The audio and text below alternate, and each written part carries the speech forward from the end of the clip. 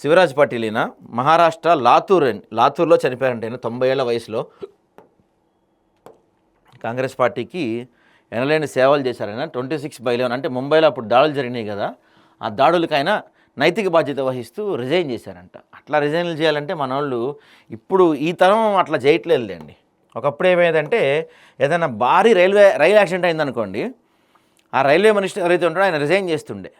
నా వల్లే జరిగింది, నా ఫెయిల్యూర్ వల్ల జరిగింది, నన్ను క్షమించండి అని చెప్పి రిజైన్ చేస్తుండే. ఏదైనా బాంబ్ బ్లాస్టులు జరిగితే ఆ హోమ్ మినిస్టర్లు రిజైన్ చేస్తుండే అప్పట్లో, ఆ జమానాలో. ఇప్పుడు అయ్యేం లేదు, బాంబు వెళ్తే నాకేంది, రైలు గుద్దుకుంటే నాకేంటి, ఏమైతే నాకేంటి అన్నట్టే సాగుతున్నాయి ఈ రోజుల్లో ఉన్న మంత్రులు అందరూ కూడా. అందరూ మంత్రులు, ఎవరో ఒకళ్ళని కాదు.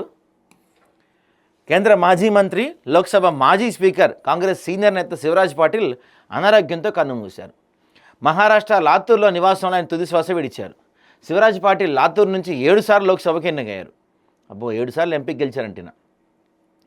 1930లో జన్మించిన పాటిల్ మున్సిపల్ కౌన్సిల్ చీఫ్గా తన రాజకీయ జీవితాన్ని ఆరంభించారు. 1991 నుంచి 1996 వరకు లోక్సభలో 10వ స్పీకర్గా బాధ్యతలు నిర్వర్తించారు. 2004 నుంచి 2008 వరకు కేంద్ర హోంమంత్రిగా ఉన్నారు. పంజాబ్ గవర్నర్గా, చండీగఢ్ కేంద్రపాలిత ప్రాంత అడ్మినిస్ట్రేషన్గా సేవలందించారు. పలు కీలక బాధ్యతలు నిర్వర్తించిన శివరాజ్ పాటిల్ శుక్రవారం ఉదయం కన్నుమూశారు. కాంగ్రెస్ సీనియర్ నేత శివరాజ్ పాటిల్ మరణం తనను కలిచివేసిన ప్రధాని మోడీ అన్నారు. ఎక్స్ వేదికగానే సంతాపం వ్యక్తం చేశారు. శివరాజ్ పాటిల్జీ మరణం విచారకరం. ఆయన అనుభవజ్ఞ నాయకుడు. ప్రజా జీవితంలో సుదీర్ఘకాలం పాటు ఎమ్మెల్యే, ఎంపీ, కేంద్ర మంత్రి సహా అనేక హోదాల్లో సేవలందించారు. సమాజ సంక్షేమానికి ఆయన ఎక్కువ ప్రాధాన్యత ఇచ్చేవారు. కొన్నేళ్ల క్రితమే ఆయన నా నివాసానికి వచ్చారు. ఇంతలో ఇలా జరగడం విచారకరం, ఓం శాంతి అని మోడీ గారు రాసుకొచ్చారట.